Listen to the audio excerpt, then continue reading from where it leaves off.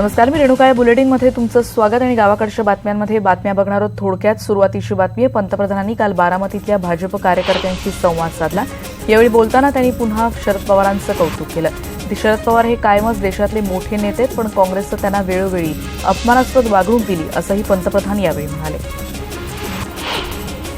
हिंगोली जिल्ह्यातल्या भाजपच्या बूथ प्रमुखांसोबत पंतप्रधानांनी व्हिडिओ कॉन्फरन्सिंगद्वारे संवाद साधला. मोदींनी मराठीतून बोलणं सुरू केल्यामुळे कार्यकर्त्यांमध्ये उत्साह दिसला. जिल्ह्यातले 1000पेक्षा जास्त बूथ प्रमुख यावेळी उपस्थित होते. बुलडाणा जिल्ह्यात वरवण गावामध्ये रात्रीच्या वेळी अस्वल शिरल्याचा एक व्हिडिओ किराणा दुकानासमोरच्या सीसीटीव्हीमध्ये आपण पाहतो आहोत. 12 दिवसांपूर्वीच्या व्हिडिओमध्ये अस्वल दुकानासमोरच्या एका डब्यात काहीतरी शोधताना दिसतंय. जुन्नर तालुक्यातल्या येडगाव इथे खानेवाडी परिसरात एक 5 महिन्यांची मुलगी बिबट्याच्या हल्ल्यात ठार झाली. लक्ष्मण कुल्हाळ यांची 5 महिन्यांची नात आईवडिलांच्या मध्ये झोपली होती आणि रात्री 3च्या सुमारास बिबट्यानं ओढत नेऊन 500 मीटरवर तिला फरफटत नेलं. विधानसभेचे माजी अध्यक्ष दिलीप वळसे पाटील यांनी गाण्याच्या तालावर ठेका धरला. आंबेगाव तालुक्यातल्या नालंदा इंग्लिश मीडियम स्कूलच्या मैदानावर भीमाशंकर करंडक युवक महोत्सवाची अंतिम फेरी काल सुरू होती. गोंदिया शहरात 5 रुपयांची नाणी न स्वीकारण्याचा अजब प्रकार बँक ऑफ बडोदाच्या अधिकाऱ्यांनी केला आणि त्यामुळे कॅशियर आणि ब्रँच मॅनेजर विरोधात गुन्हा दाखल करण्यात आला. भंडारा जिल्ह्यात तुमसरमध्ये एका अल्पवयीन मुलानं 11 वर्षांच्या अमन सय्यदवर धारदार शस्त्रानं हल्ला केलाय, ज्यामध्ये अमनच्या हनवटीला जबर जखम झाली आहे. अल्पवयीन आरोपींना पोलिसांनी अटक केली आहे. पुणे नाटी एक्सप्रेसमध्ये बॉम्ब आहे असा निनावी फोन रेल्वेला आला होता आणि त्यानंतर कोपरगाव स्थानकात ट्रेन थांबवण्यात आली. 3 तास पूर्णपणे याची तपासणी करण्यात आली. सुदैवानं ही केवळ अफवा होती हे सिद्ध झालं. जळगाव शहरात मध्यवर्ती भागात असलेल्या बीजे मार्केट परिसरातल्या बाबा प्लाझा येथे जुगार अड्ड्यावर गुन्हे शाखेच्या अधिकाऱ्यांनी धाड टाकली. 47 जुगारांना पोलिसांनी ताब्यात घेतलं. जुगार क्लब एका राजकीय पुढाऱ्याचा असल्याची माहिती कळते आहे. नितीन गडकरींचा ड्रीम प्रोजेक्ट असणाऱ्या शेगाव ते पंढरपूर मार्गाचं काम अत्यंत निकृष्ट आणि धीम्या गतीनं सुरू आहे आणि त्यामुळे स्थानिकांना ये-जा करणंही कठीण झालंय. मालेगाव महानगरपालिकेची अतिक्रमण हटाव मोहीम सलग दुसऱ्या दिवशी सुरू राहिली आणि यामध्ये अतिक्रमण काढायला नागरिकांनी विरोध केला. 400पेक्षा जास्त अतिक्रमण यावेळी जमीनदोस्त करण्यात आली. ऊस कारखान्याला दिल्यापासून एफआरपी कायद्यानुसार 14 दिवसाच्या आत बिल देणं अनिवार्य असतं, पण अजून एकाही कारखान्यानं ऊस बिल दिलेलं नाही. तरीही सरकारकडून एकाही कारखान्यावर कारवाई होत नाही. त्यामुळे ऊसाच्या एकरकमी एफआरपीसाठी पुण्यात स्वाभिमानी शेतकरी संघटनेनं मोर्चा काढण्याचं ठरवलं आहे. काँग्रेसची जनसंघर्ष यात्रा रायगडमध्ये काल होती. पोलादपूर ते महाड बाईक रॅली काढून या रायगडमध्ये यात्रेचं स्वागत करण्यात आलं. प्रियंका गांधींचा अनुभव लक्षात घेता त्यांच्यावर ही जबाबदारी दिली, अशी प्रतिक्रिया काल काँग्रेसचे प्रदेशाध्यक्ष अशोक चव्हाण यांनी दिली. प्रियंका यांना देशपातळीवर पाठिंबा आहे असंही ते म्हणाले. प्रियंका गांधींची काँग्रेसच्या महासचिवपदी निवड करून राहुल गांधींनी एक सुखद धक्का दिला, अशी प्रतिक्रिया माजी मुख्यमंत्री पृथ्वीराज चव्हाण यांनी व्यक्त केली आहे. प्रियंकांच्या सक्रिय राजकारणात येण्याची मागणी देशभरातून येत होती आणि ती पूर्ण झाल्यामुळे त्यांनी समाधानही व्यक्त केलं. राहुल गांधी आपल्याला नेतृत्व देऊ शकत नाहीत आणि राहुल यांच्या नेतृत्वात आवश्यक ती क्षमता नाही. राहुल गांधींच्या नेतृत्वात भवितव्यही नाही. त्यामुळे काँग्रेसनं प्रियंका गांधींना पुढे आणलं, अशी टीका भाजप प्रवक्ते माधव भांडारे यांनी केली. अखिल भारतीय मराठी साहित्य संमेलनाचा शासकीय निधी बंद करण्याच्या मागणीसाठी सांगलीच्या जिल्हाधिकारी कार्यालयासमोर विद्रोही सांस्कृतिक चळवळीतर्फे आंदोलन करण्यात आलं. कॉम्रेड गोविंद पानसरे हत्याप्रकरणी अमित देगवेकरला 6 दिवसांची पोलीस कोठडी सुनावण्यात आली. कोल्हापूरमधलं सीसीटीव्ही तपासण्याचं काम देगवेकरनं केलं होतं आणि पिस्तूल चालवण्याचं प्रशिक्षण झाल्यावर बेळगाव स्थानकावर देगवेकर, वीरेंद्र तावडे, शरद कळसकर, सचिन अंदुरे यांची बैठक झाली आणि देगवेकरनं ही माहिती दिल्याचा दावा तपास अधिकाऱ्यांनी केला. कोल्हापूरमध्ये राष्ट्रीय बाल संरक्षण डॉक्टर सर्वपल्ली राधाकृष्णन निरीक्षण गृहावर काल छापा टाकण्यात आला, ज्यामध्ये 3 सदस्यांचा समावेश होता. या निरीक्षण गृहात मुलांना प्रत्यक्ष देण्यात येणाऱ्या सुविधांमध्ये मोठी तफावत दिसून आली.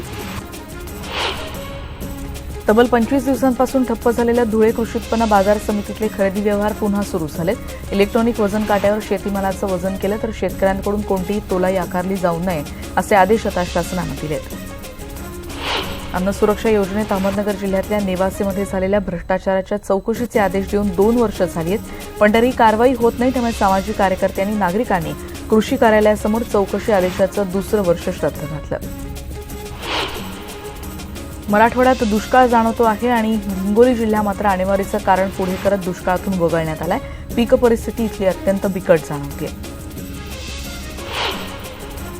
बातमी बुलढाण्यातली सागवान शिवारातल्या एका विहिरीमध्ये एका तरुणीचा मृतदेह आढळून आला. आजाराला कंटाळून आपण आत्महत्या करत असल्याची एक सुसाईड नोट तिनं लिहिल्याचं कळतंय. मराठा आंदोलकांवर कोणतीही कारवाई करण्यात येणार नसल्याचं आश्वासन त्यावेळी पालकमंत्री दिलीप कांबळे यांनी दिलं होतं. पण सेनगावमध्ये मराठा आंदोलकांना पोलिसांनी नोटिसा पाठवल्याचं कळतंय. लातूर जिल्ह्यातल्या औसा तालुक्यात किल्लारीमध्ये राष्ट्रवादीची परिवर्तन संकल्प यात्रा होती, ज्यासाठी माजी उपमुख्यमंत्री अजित पवार हे प्रमुख त्यांची उपस्थिती असणार आहे. नाशिक औरंगाबाद मार्गावर मनमाडजवळ एर्टिगा कार मोठ्या खड्ड्यात पलटी होऊन एफसीआयचे अधिकारी मोहन शिंदे यांचं जागीच निधन झाल्याची माहिती कळते. 6 कर्मचारी तर जखमी झाल्याचं कळतंय. अकोल्याच्या बार्शी टाकळी तालुक्यामध्ये दगडपारवा गावाजवळ खासगी बसच्या धडकेत दुचाकीवरचे 3 जण जागीच ठार झाल्याची घटना घडली आहे. संतापलेल्या गावकऱ्यांनी इथे बस पेटवून दिली आहे. जळगाव जिल्ह्यातल्या चाळीसगावमध्ये मध्यरात्री वाळू माफियांचा थरार आपण बघतो आहोत. तितूर नदी वाळू तस्कर गावकऱ्यांनी पकडले आहेत आणि तिथून नदीतल्या गेल्या काही काळात 300 कोटींची तस्करी होत असल्याची आतापर्यंतची माहिती उघड झाली आहे. सुरेश उर्फ पिन्या कापसे या कुख्यात गुंडानं त्याला अटक करणाऱ्या पोलीस अधिकारी दिनेश शाहीर यांच्या कुटुंबियांना साथीदारांकडून जीवे मारण्याची धमकी दिल्यानं पोलीस दलात खळबळ माजली आहे. पिन्या कापसेवर खून दरोड्यासह पोलीस कर्मचाऱ्यांच्या हत्येसह 23 गुन्ह्यांची नोंद आहे. मेळघाटमध्ये आदिवासी विरुद्ध वनाधिकारी संघर्ष शिगेला पोहोचलाय. वन विभागानं अतिरिक्त पोलिसांची आणि एसआरपीची कुमक मागून जंगलात सर्च ऑपरेशन केलं, ज्यात आदिवासींना अखेर जंगलाबाहेर पिटाळून लावण्यात व्याघ्र प्रकल्पाला यश आलं. पण काही आदिवासींनी जंगलाला आग लावल्यामुळे आगीत नुकसान झालं जंगलाचं. सध्या तिथे तणावपूर्ण शांतता आहे.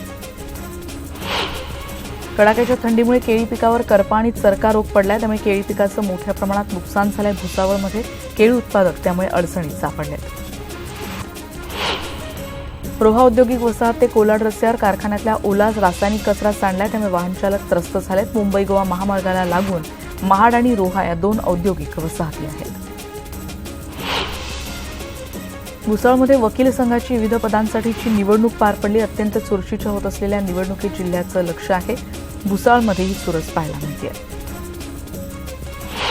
परभणी जिल्ह्यातल्या जिंतूर इथे राष्ट्रवादी काँग्रेसच्या परिवर्तन यात्रेदरम्यान धनगर आरक्षणाचा प्रश्न घेऊन छगन भुजबळ आणि धनंजय मुंडे यांना भेटायला आलेल्या धनगर समाजाच्या कार्यकर्त्यांना स्थानिक राष्ट्रवादी काँग्रेसच्या पदाधिकाऱ्यांनी अडवलं, त्यामुळे कार्यकर्त्यांनी परिवर्तन सभेच्या ठिकाणी गोंधळ घातला. हिंगोली जिल्ह्यात नरसी इथल्या संत नामदेव महाराजांच्या भव्य मंदिरावर कळस चढवला जाणार आहे आणि त्याला सोन्याचा मुलामा दिला जाईल. कलशारोहण सोहळा 25 जानेवारी ते 2 फेब्रुवारीपर्यंत चालणार आहे. Amateur kabaddi federation of India आणि महाराष्ट्र कबड्डी असोसिएशन यांच्या मान्यतेनं 66वी राष्ट्रीय अजिंक्यपद कबड्डी स्पर्धा रोहामध्ये पार पडते. त्याची सध्या जोरदार तयारी सुरू आहे. शिवसेना प्रमुख बाळासाहेब ठाकरे यांच्या जयंतीनिमित्तानं काल भुसावळमध्ये पर्यावरण आणि आरोग्याचं संवर्धन करत सायकल रॅली काढत मतदार जागृती करण्यात आली. अखिल भारतीय विद्यार्थी परिषद आणि सांगली जिल्हा आयोजित एकात्मता तिरंगा पदयात्रा रॅली मिरज शहरामध्ये काढण्यात आली. 325 फुटांचा तिरंगा घेऊन यावेळी मुलांनी पदयात्रेमध्ये सहभाग घेतला.